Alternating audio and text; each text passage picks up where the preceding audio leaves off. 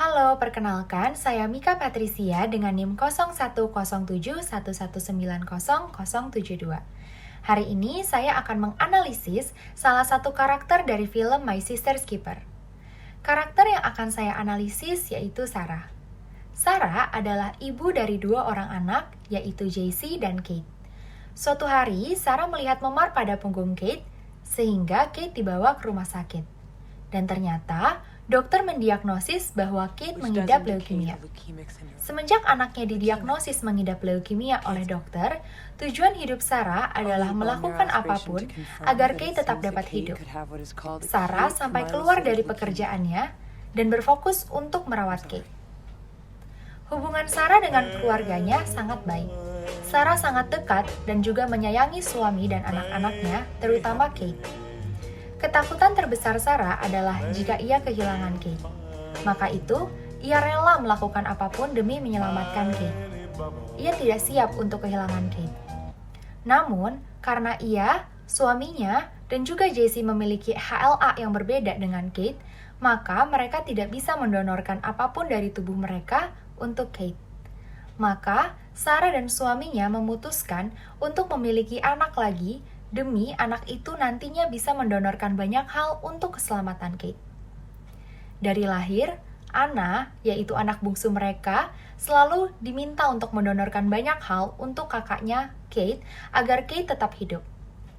Karena Sarah sangat takut kehilangan Kate, dampaknya, ia merelakan Anna ditusuk sejak kecil untuk dapat mendonorkan apa yang dibutuhkan Kate untuk keselamatan Kate. Defense mechanism yang dimiliki oleh Sarah yang pertama adalah denial. Karena Sarah tidak mau menerima kenyataan bahwa anaknya mengidap penyakit yang berbahaya. Lalu, saat dokter menyarankan untuk melakukan terapi hospice karena kondisi Kate sudah sangat memburuk dan hidup Kate sudah tidak lama lagi, namun Sarah tidak mau menerima kenyataan buruk itu. Ia tidak mau menerima terapi hospice tersebut karena yang ia mau adalah anaknya, Kate, harus selamat dan tetap hidup. Selain itu, saat di pengadilan karena tuntutan Anna atas pendonoran yang selama ini dilakukan tanpa persetujuan Anna, Jesse mengatakan bahwa tuntutan itu adalah atas kemauan Kate karena Kate sudah lelah untuk menjalani semua pengobatan yang ia lakukan selama ini. Suami Sarah juga berkata bahwa benar, Kate sudah tidak mau untuk menjalani pengobatan. Namun, Sarah tidak mau menerima kenyataan bahwa Kate tidak mau lagi melanjutkan terapinya untuk pendonoran ginjal. Lalu, defense mechanism lainnya yang dimiliki Sarah yaitu adalah rasionalisasi.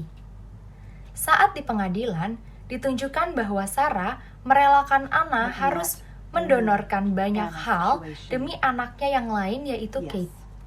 Ia membenarkan perilakunya yang meminta Anna sedari lahir harus mendonorkan banyak hal sampai mengalami komplikasi-komplikasi dengan alasan untuk menyelamatkan Kate. Solusi yang tepat untuk Sarah yaitu menggunakan analisis kognitif behavioral therapy. Perasaan dan tingkah laku seseorang dipengaruhi oleh apa yang ia pikirkan atau interpretasikan dari suatu kejadian. Pikiran irasional dapat membuat seseorang bertingkah laku yang menyimpang. Untuk solusi dari permasalahan Sarah dapat digunakan ABCDE model. Yang pertama yaitu activating event. Activating event atau kejadian pemicu pada kasus ini yaitu saat dokter mendiagnosis bahwa Kate mengidap leukemia. Lalu yang kedua adalah belief thought. Yang ada di pikiran Sarah sejak dokter mendiagnosis kanker pada anaknya adalah bahwa ia harus menyelamatkan anaknya dengan cara apapun. Bahkan, saat dokter menyarankan terapi hospice karena kondisi Kate yang sudah sangat parah, ia sangat menolak keputusan dokter. Karena yang ia pikirkan adalah Kate harus tetap hidup. Ini adalah pikiran yang irasional. Karena orang yang mengidap kanker memang hidupnya tidak akan sepanjang orang pada umumnya. Namun, Sarah tetap berpikir bahwa Kate harus tetap hidup walaupun dengan penyakit ini. Lalu yang ketiga adalah consequence. Konsekuensi dari pikiran irasional tersebut adalah ia merelakan Anna sejak lahir harus mulai mendonorkan banyak hal demi Kate tetap hidup. Ia meminta Anna untuk harus ditusuk dan mengalami komplikasi-komplikasi sampai harus dirawat di rumah sakit demi kakaknya tetap hidup. Selanjutnya adalah dispute the beliefs.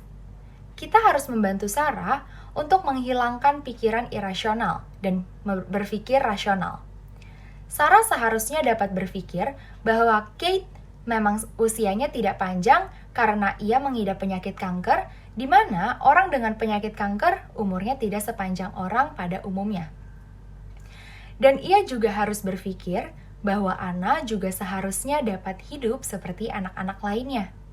Tidak harus ditusuk dengan jarum-jarum besar untuk seumur hidupnya, bahkan sampai harus menanggung komplikasinya dan harus dirawat di rumah sakit.